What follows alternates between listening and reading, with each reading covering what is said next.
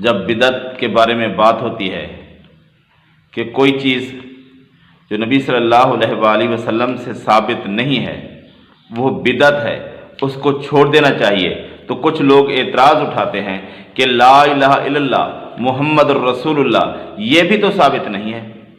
اس کی بھی تو کوئی دلیل نہیں ہے، پھر یہ آپ کیوں مانتے ہیں، پھر یہ آپ کیوں پڑھتے ہیں؟ تو اس کی جب دلیل نہیں ہے تو یہ بھی پھر بدعت ہوئی۔ تو یہ سوال اکثر اٹھتا رہتا ہے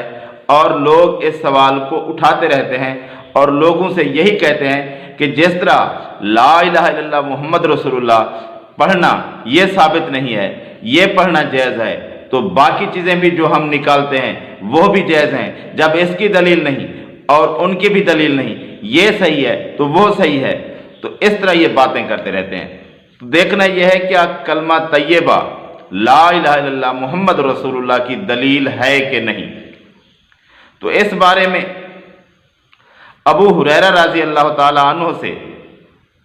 امام بہقی اپنی کتاب اسماء و صفات صفحہ نمبر 105 اور 106 پر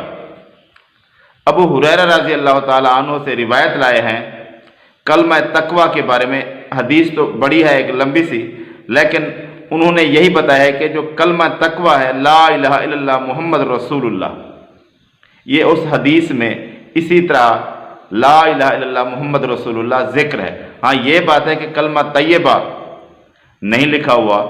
کلمہ تقوی جو قرآن مجید میں ذکر ہے جس کا، اس کے بارے میں بتایا ہے کہ یہی لا الہ الا اللہ محمد رسول اللہ ہے، یعنی یہ کلمہ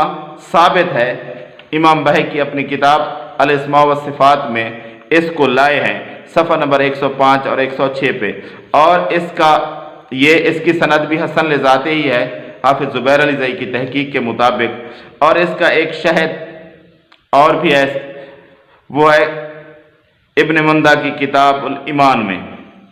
ابن مندہ کی کتاب الایمان میں ہے جلد 1 صفحہ 359 پر یہی حدیث ہے۔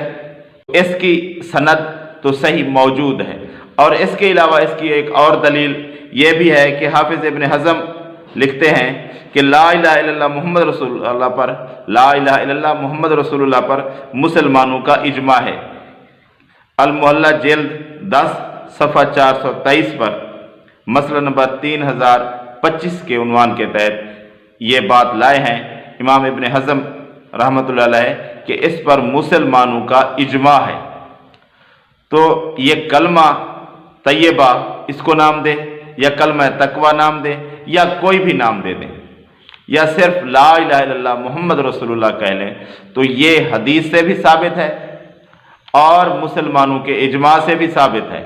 یہ بات۔ تو اس کا ثبوت بہرحال ہے، اور جو باقی چیزیں یہ لے کر آتے ہیں جن کا ثبوت نہیں ہے قرآن و حدیث میں، وہ تو بہرحال بدعت کے زمرے میں آتی ہیں۔